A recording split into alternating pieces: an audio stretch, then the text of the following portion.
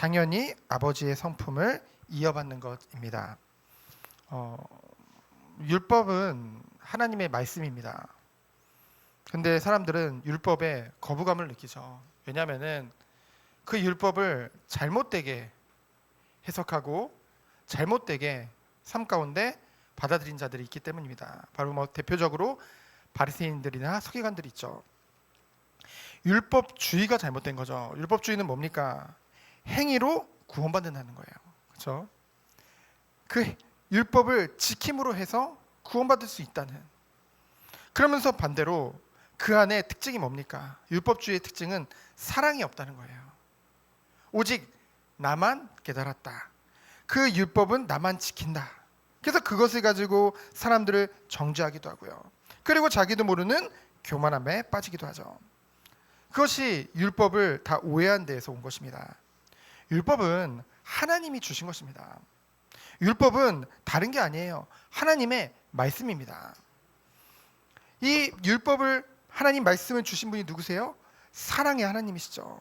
그래서 율법은요, 하나님의 사랑 또한 담고 있습니다. 그 근본이 사랑이죠. 더 정확하게 말하면은 율법 안에는 하나님의 성품을 다 담고 있습니다. 그래서요, 율법이 정말로 지향하는 목표로 삼는 것은 무엇입니까? 참된 방향이 무엇입니까? 결국은 자기 희생을 감수하면서까지도 원수를 용납하고 사랑하는 것이죠. 왜 그렇습니까? 왜 그렇게 말할 수 있나? 율법에는 하나님의 성품을 담고 있자고 했잖아요. 그 하나님이 어떠한 하나님인데요? 하나님은 독생자 예수님을 아낌없이 내어주셨죠. 누구를 위해서요? 선한 자를 위해서요? 말씀을 잘 지키는 자를 위해서요? 아니요. 죄로 인하여서 하나님을 떠난 그 죄인된 인간을 위해서 그 모든 것을 다 내어주신 것이죠. 그것이 하나님의 사랑입니다. 그래서 뭡니까? 결국은 이러한 사랑이야말로 진정으로 원수의 마음을 돌이킬 수 있는 거예요. 그래서 악을 포기하게 함으로써 악에게 승리할 수 있는 무기가 되는 것이 바로 사랑입니다. 악에 빠진 사람들, 악한 자들을 위해서 우리가 아무리 정죄하고 기도를 한다면서도 우리도 모르게 저주해봤자 말로는 예수님 이름으로 꺾는다고 하지만은 결국은 저주하잖아요. 그렇게 해서는 돌이킬 수 없다는 것이죠. 무엇으로만 살릴 수 있습니까? 하나님이 우리에게 주신 그 사랑으로만 모든 자들을 살릴 수 있는 줄 믿습니다. 그래서요, 성도에게 있어서 최고의 무기는 어떠한 상황 속에서도 사랑할 수 있다는 것이죠. 왜요? 여러 가지 마땅히 이제 사람들과의 수평적인 관계 속에 행할 것들에 대해서 성경에는 기록되어져 있어요. 하나님과의 그 수직적 관계뿐만 아니라 우리가 흔히 실생활 속에서 끊임없이 주님 품에 안기는 그날까지 함께 만나고 함께 생활해야 될 그 사람들과의 그 관계 속에서도 어떻게 행해야 될지를 다 기록되어져 있다는 것이죠. 그래서 45절을 보면은 이같이 한즉 하늘에 계신 너희 아버지의 아들이 되리라. 이 말씀을 또 오해하면 어떻게 알아들을 수 있냐? 아, 이걸 다 꼭 지켜야지 하나님의 자녀가 될 수 있구나. 그걸 말하는 게 아니죠. 무엇을 말합니까? 유대 사회에는요, 그 아들들이 그 아버지의 기업과 재산과 그 모든 것을 다 물려받았죠. 지금과 마찬가지로요. 근데 중요한 건 뭡니까? 거기에는 당연히 아버지의 성품까지도 이어받았다는 것이죠. 그래서 요즘 보면은 뭐 이렇게 기업 윤리다, 뭐 기업에 대해서 말을 많이 하잖아요. 그래서 그 창업주의 그 정신을 이어받아서 우리가 예를 들면 창업주가 이 우리 회사는 세상을 이롭게 하고 뭔가 사람들의 이웃 불우한 이웃도 돕고 우리는 정직하게 하는 그런 회사다라는 것이 심겨지면은 그것을 회사만 물려받는 것이 아니라 그 창업주의 정신도 같이 물려받잖아요. 그렇듯이 이것도 결국 무엇을 말합니까? 우리는요, 하나님의 자녀로서 하나님으로부터 오는 축복과 그 하나님으로부터 오는 유업과 기업만을 바라는 것이 아니라 하나님과 동일한 성품을 이어받는 것, 그것이 당연하다는 것이죠. 그래서 어찌 하나님의 자녀가 악할 수 있겠습니까?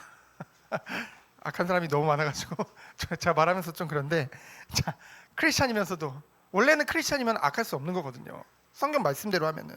왜요? 하나님이 악하지 않기 때문에. 그렇죠? 그래서 그 성품, 아까도 말했지만은 하나님을 떠난, 범죄함으로 하나님 떠난 인간을 위해서 독생자를 아낌없이 주신 그 사랑, 죄악된 인간을 사랑하신 하나님과 같이 우리도요, 그 사랑을 가졌다고 한다면은 여기서 말하는 원수까지도 사랑함으로써 하나님의 거룩한 성품을, 사랑의 성품을 우리가 실제로 살아가는 가운데 그것을 나타낼 수 있다는 것이죠. 어찌 보면 당연한 것입니다. 그래서요, 우리가 정말로 예배를 통해, 말씀을 통해 이것이 지식이 아니라 실제로 누려지길 원합니다. 그 힘이 말씀 안에 있는 거예요. 그래서 이 모든 것들이 결국은 하나님의 자녀라는 증거다라기보다는 하나의 증거가 될 수 있다는 것이죠. 그래서 그 내용을 살펴보면요, 첫 번째로는 노하지 말라고 했죠. 여기서 말하는 형제들은 이 시대의 형제라 하면 유대 민족은 이렇게 아시다시피 그 이스라엘로부터 다 시작됐잖아요. 야곱으로부터. 그러니까 다들 이제 형제라 하면 그 모든 유대 민족들을 얘기하는 거예요. 뭐 이웃과 친척과 동료들과 다 하는 거죠. 그래서 그들을 향해서 뭐 하지 말래요? 노하지 말래요. 그걸 라가는 뭐냐면은 욕하는 거거든요. 하지 말래요. 왜요? 그 분노가, 그 사람에 대한 그 욕이 결국은 살인을 저지르는 원인이 되기 때문에, 살인은 분명히 십계명에도 금지하고 있는 일이잖아요. 그 원인이 되기 때문에 그 원인조차도 주지 말아라. 싹부터 잘라버려라. 그거죠. 그러면서 무엇을 말합니까? 예물을 제단에 드릴 때 형제들과 사이가 안 좋으면은 먼저 형제와 가서 화목을 이루라고 했죠. 이거는 무엇을 말하냐면은 사람들은 그런 마음들이 있어요. 인간적으로는 용서 못해요. 근데 하나님 앞에서는 뭔가 하나님은 하실 수 있다는 걸 믿죠. 그러니까 뭐냐면은 뭔가 내가 직접 그 사람과의 관계를 풀기보다는 우선은 하나님 앞에 예배를 통해서, 그 시대에는 뭔가 예물을 통해서 그것이 사해진다고 생각을 했던 거예요. 하나님은 그걸 말씀하시지 않으셨죠. 실제로 하나님의 은혜가 있다고 한다면은 실제 사람과의 관계 속에서 그 사람과의 뭔가 풀지 못하는 그 모든 것들도 풀 수 있다는 것이죠. 그렇죠? 그래서 지식적인 그런 사랑의 행함을 말하는 것이 아니라 실제적인 것에 대해서 예수님께서는 말씀하고 계시는 것입니다. 이때까지 사람들은요, 얼마나 서기관들, 바리새인들 얼마나 외형적으로는 하나님의 말씀인 율법을 잘 지켰는지요. 근데 실제로는 그 안에 사랑이 없었다니까요.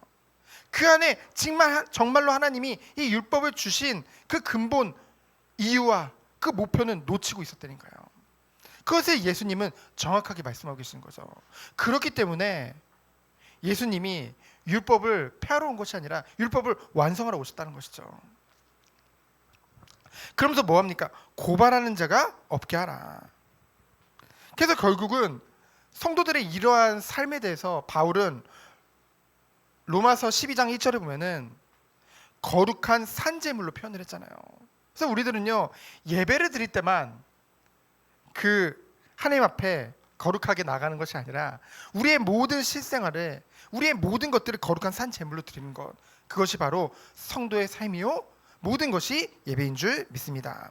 그래서 두 번째로 27절로 32절을 보면은 간음하지 말라고 했죠. 그러면서 뭡니까? 음란과 그런 것들이 이제 판치는 세대를 예수님은 미리 보신 거예요. 그 시대에도 물론 음란이란 것이 있었죠. 그래서 뭐 오른 눈을 빼어 버리라, 오른손이 죄지으면 잘라 버려라. 이거는요, 문자적 그대로 실행하라는 것이 아니라, 여러분, 오른 눈 빼버리면은 어떻게 할까요? 왼눈으로 또 음란을 저지른다니까요. 그렇죠? 그럼 오른손 잘라버리면 안 할까요? 예전에 뭐 도박하는 사람들 보면은 뭐 양손 다 잘려도 발가락으로 한대잖아요. 그렇죠? 결국은요, 어떻게 하든 죄를 지었죠. 이거는 무엇을 말하냐면요, 이것만큼은 단호해라. 그것을 하나님께서 말씀하고 있는 것이죠. 그래서 특별히 성적인 타락들을 경계시키고 계시는 것입니다. 오늘날 세대를 보세요. 얼마나 음란하고 얼마나 성적으로 타락했습니까? 그러면서 세 번째로 무엇을 말씀하십니까? 33절로 37절에 보면은 맹세하지 말 것을 말씀하고 계시죠. 무엇을 걸고 맹세하지 말라는 거예요. 사람들은요, 자기 말 안 들어주면 답답하니까, 자기가 옳다는 거 안 들어주면 답답하니까 자기도 모르게 뭐 끌어다가 자꾸 건대니까요. 하늘에 내가 맹세한다. 그리고 내가 뭐 엄마 이름, 아빠 이름 걸고 맹세한다. 우리 엄마에게 건다. 이러고 또 뭐 자녀가 있는 애들은 내 자녀로 주고 맹세한다. 이렇게 하잖아요. 근데 하나님은 뭐라고 말씀하십니까? 무엇을 걸고 맹세하든 그 모든 것의 소유가 누구세요? 하나님의 소유거든요. 여러분, 야, 내 목숨을 걸고 맹세한다. 그 목숨 누구 건데요? 지가 뭔데 그 목숨을 겁니까? 우리의 모든 목숨은 누구의 것이에요? 하나님의 것이거든요. 결국은 이것은 무엇을 말합니까? 결국은 모든 것에 거짓된 것의 배후에 거짓의 압이 마귀가 있다는 것이죠. 그래서 우리도 알게 모르게 자꾸만 뭡니까? 내 억울함을 풀기 위해, 결국 억울함이 뭔데요? 내 의를 알아주지 않을 때, 그렇죠? 자꾸만 우리도 모르게 나의 의를 자꾸만 드러내고자 하고, 그것에 자꾸만 다른 것을 다 걸고자 하는 그런 악한 성품이 우리에게, 악한 본성이 있다는 것이죠. 그것을 지금 지적하고 계시는 것입니다. 그래서 맹세하지 마라. 그냥 네가 옳으면은 그냥 옳다고 말할 것이지 무엇을 걸지는 말라는 거예요. 그래서 결국은 이것은 무엇을 말하냐면은, 단순하게 말하면 그냥 진실하게 삶을 살아라는 거죠. 진실하라는 거예요. 우리 말에 진실함이 담겨 있으면 된다는 거죠. 굳이 무엇을 갖다가 맹세할 필요는 없다는 것입니다. 그러면서 네 번째로 보면은 악한 자를 대적하지 말라. 38절로 42절에 나오죠. 여러분, 이것이요 우리의 삶 가운데 누려지길 원합니다. 악한 자를 뭐래요? 정죄하지 말고, 그 정죄하려는, 그 미워하려는 그 마음도 품지 말고 뭐 하라고 했습니까? 하나님의 사랑으로 그들이 악을 포기하고 선을 따르도록 그들을 절대로 대적하지 말아라. 여러분, 대적해서 바꿀 수 있는 것은 없습니다. 서론에 말씀드렸지만은 오직 하나님의 사랑만이 그 영혼을 살리고 그 영혼을 회복시킬 수 있는 줄 믿습니다. 그 마음 문을 여는 것은요, 결국은 우리가 정말로 하나님의 사랑에 힘입어서 그 은혜 안에서 그 모든 것을 전달할 때 성령께서 역사하신다는 것이죠. 그래서요, 결국은 42절에 보니까, 누가복음 6장 30절에 보면은 도움이 필요한 이웃에게는 뭐를 베풀고요? 자비를 베풀고 그 대가를 받을 생각도 하지 말라고 교훈을 하고 있습니다.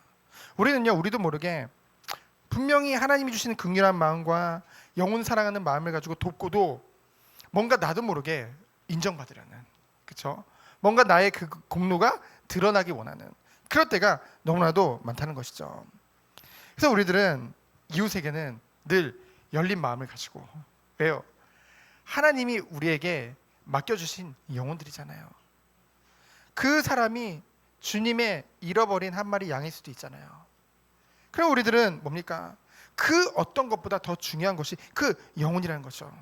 그래서 이 42절의 주석에 보면 뭐라고 써있냐면은, 돈보다 사람이 더 중요함을 예수님이 가르치고 계시다는 거죠. 그러면서 다섯 번째로 뭡니까? 원수를 사랑하라고 했습니다. 43절로 48절이죠. 결국은요, 율법은 결국 하나님이 주신 것이죠. 그래서 우리가 그것을 생각해 보세요. 새 계명을 너에게 주노니, 형제를 사랑하라고 했죠. 예수님이 이 땅에 오신 이유는 뭐라고요? 율법을 폐하려 함이 아니라 도리어 완성하려 함이라고 말씀하고 계신 것이죠. 그래서 43절부터 44절에 보면은 너희 원수를 사랑하라고 했고요, 너희 박해자를 위해서 기도하라고 했어요. 그게 승리의 비결입니다. 그렇죠? 우리가 어떻게 이 세상을 살아가면서 정말로 승리자로 설 수 있냐? 성공자가 아니라 승리자로 설 수 있냐? 바로 이 말씀이 우리의 삶 가운데 그대로 누려질 때, 누려진다는 것이 무엇입니까? 결국은 나의 삶 가운데 그것이 드러난다는 거예요. 행해진다는 것이죠. 그래서 45절에 보니까 뭐라고 말씀하셨습니까? 이같이 한즉 뭐라고 했어요? 하늘에 계신 너희 아버지의 아들이 되리니. 이같이 하는 게 뭔데요? 43절에 44절에 보니까 보면 43절은 예전에 그 율법을 말하는 거예요. 율법은 뭐라고 했어요? 이웃을 사랑하지만 내 원수는 미워하라고 했죠. 하지만 예수님은 어떻게 가르치고 계세요? 나는 너희에게 이르노니 너희 원수를 사랑하며 너희를 박해하는 자를 위하여 기도하라. 이같이 한즉 하늘에 계신 너희 아버지의 아들이 되리라. 하나님, 오늘 제목과 같이 정말로 우리가 하나님의 자녀라고 한다면은 아버지 하나님의 모든 것, 특별히 성품도 우리가 가지는 것이 당연하다는 것입니다. 그것이 오늘 말씀의 핵심이에요. 그래서 46절 47절 보면은 성도들은 세상의 사람들보다도요 비교적 더가 아닙니다. 비교적 더 깨끗하고 비교적 더 성숙되고 이 정도로 요구하고 계시잖아요. 무엇을 말하냐? 완전히 새로운 전혀 다른 가치관과 윤리 기준을 가져야 됨을 말씀하고 있습니다.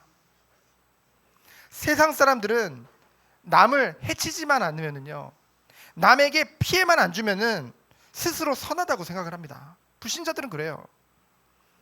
하지만 성도들은요 그 정도가 아니라는 거죠. 우리는 세상의 빛과 소금이라고 했지. 우리가 그냥 남들과 그냥 분리돼서 좀 해만 안 끼치고 피해만 안 주면 된다, 그 정도가 아니라는 거죠. 그래서 조용히 사는 게 사실은 성도의 삶은 아닙니다.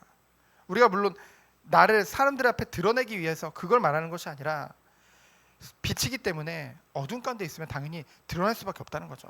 그게 성도의 삶입니다. 그래서 성도들은 어떻게 해야 되냐? 적극적으로 이웃의 유익을 도모하고 사랑을 베품으로써 비로소 자신이 하나님을 기쁘시게 하는 그 산 제물임을 비로소 알 수 있다는 것이죠.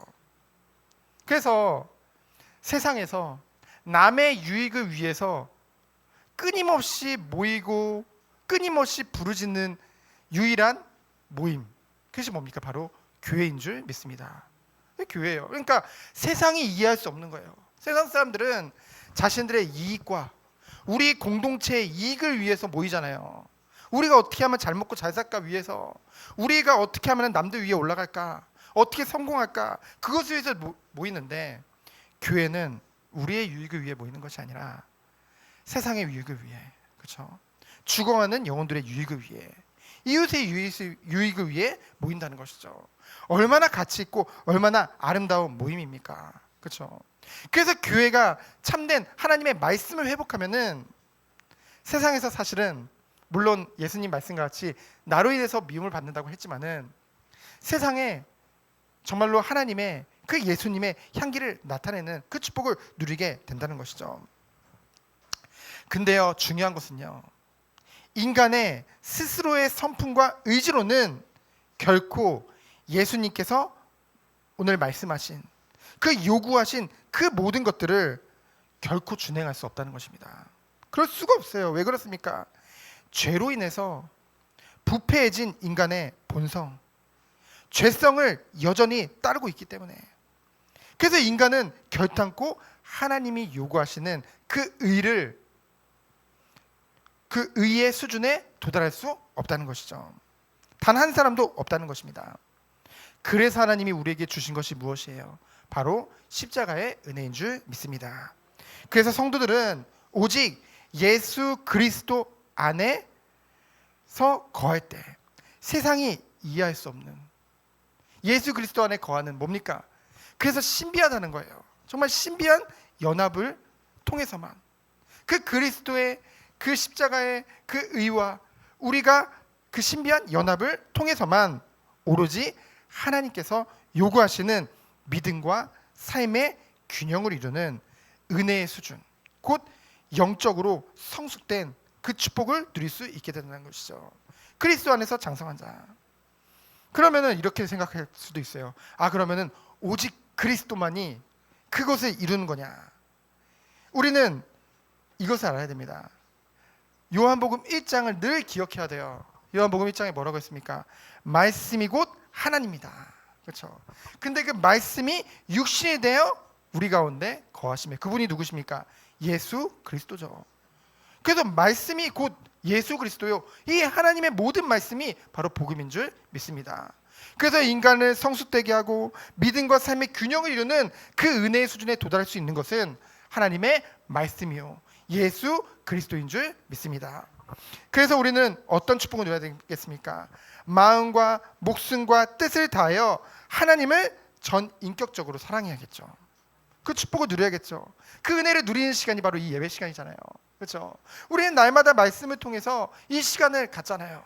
기도를 통해서 이 시간을 갖잖아요. 그 다음 오는 것이 무엇입니까? 이웃을 내 몸같이 사랑하라. 그 예수님의 말씀이 우리에게 선치되는 거죠. 그래서 하나님에 대한 사랑과 이웃에 대한 사랑은 떨어질 수 없는 관계라는 거죠. 그래서 하나님을 사랑한다는 것은 이웃 사랑의 근거가 되고요. 그리고 이웃을 사랑한다는 것은 하나님을 사랑한다는 증거가 된다는 것이죠. 그래서 이것이 나타나는 것, 그것이 바로 그리스도 안에서 섬기는 교회예요. 그리스도 안에서 섬기는 성도인 줄 믿습니다. 우리가 이 축복 안에 들어가져서 하나님의 그 놀라우신 사랑과 그 은혜를 온 땅에 증거하는 하나님의 전시품이요, 정말로 그 은혜를 선전하는 자로 축복을 누리는 우리 모든 성도님들 되어지기를 예수 그리스도 이름으로 축원드립니다. 시간 기도합니다. 하나님 감사합니다. 지식이 아니라 우리에게 실제로 삶 가운데 주의 말씀이 날마다 누려지도록 주께서 축복하여 주옵소서. 이를 통하여서 영육간에 더욱더 주여 앞에 장성한 자로 사는 우리 모든 성도님들로 주께서 은혜를 주옵소서. 살아계신 예수 그리스도 이름으로 기도합니다. 아멘.